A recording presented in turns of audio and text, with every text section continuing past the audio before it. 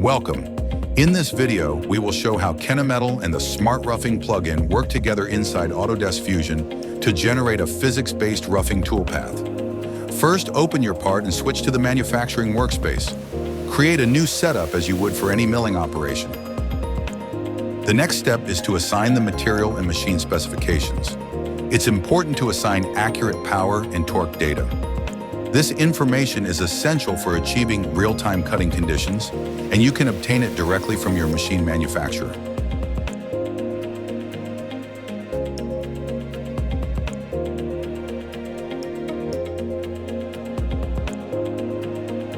Now select the cutting tool for the roughing operation.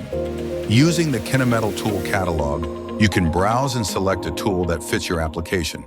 When doing so, make sure the entire tool assembly is defined as close to reality as possible, including the correct holder, interface type, and stick-out length.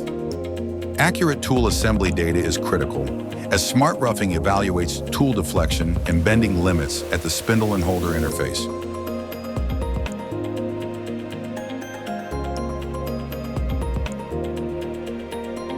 Launch a SmartRoughing toolpath. Assign the tool which is exported from the 𝗚𝗏 catalog, and then the automation built into the technology will ensure that all your cutting parameters and machine variables are compatible. Leave all other parameters at their default settings. With this integration, you can streamline your setup, optimize your toolpath, and machine with confidence, knowing everything is precisely matched for your operation.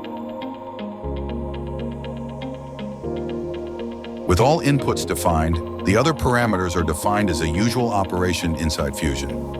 SmartRoughing will automatically adapt feeds, speeds, engagement, and entry behavior to deliver a stable, efficient roughing process tailored to your machine, tooling, and setup.